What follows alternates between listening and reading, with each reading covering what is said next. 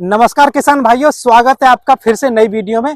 देखिए, मैं आया हूं आलू के खेत में और ये जो देख रहे हैं आप आलू, इसमें जो ये बुआई जो की गई थी, लगभग इसके लिए 1 महीना कंप्लीट हो चुका है। और इस आलू में अब कुछ रोग लगने शुरू हो जाते हैं। जैसे कि हम बात करें अगैती झुलसा रोग के बारे में, क्योंकि आलू में यह रोग लगना शुरू हो जाता है और लगभग बुआई के 3 से 4 हफ्ते बाद यह हमें दिखाई देना शुरू हो जाता है।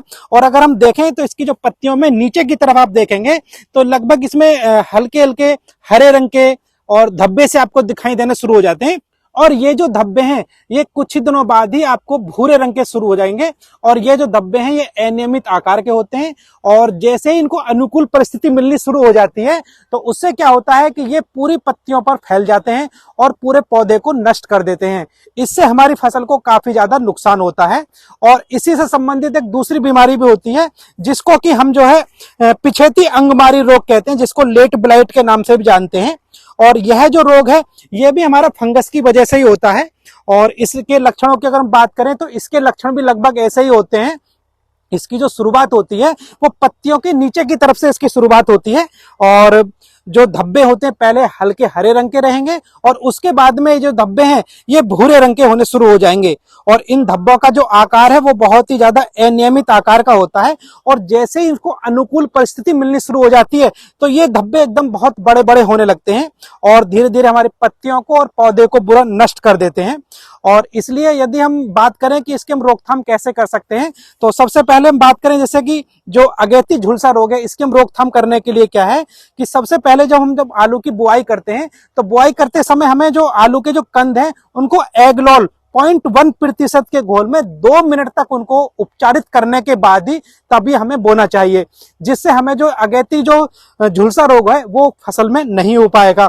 और साथ में जो फाइटोलॉन बिल्टॉक्स 50 का 0.3% 10 से 15 दिन के अंतर में लगभग 3 बार आप उसको छिड़काव करने से जो अगैती झुलसा रोग आलू के खेत में लग जाता है वो बिल्कुल सही हो जाता है।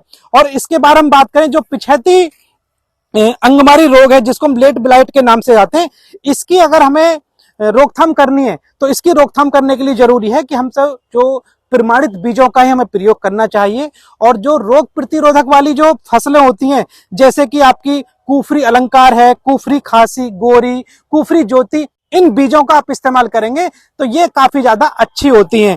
और साथ में इनकी रोकथाम करने के लिए यदि आपकी फसल में ये वाला रोग लग चुका है तो इसके लिए कॉपर ऑक्सीक्लोराइड का 0.3% का जो छिड़काव है ये 12 से 15 दिन के अंतराल में लगभग 3 बार आपको जरूर करना चाहिए।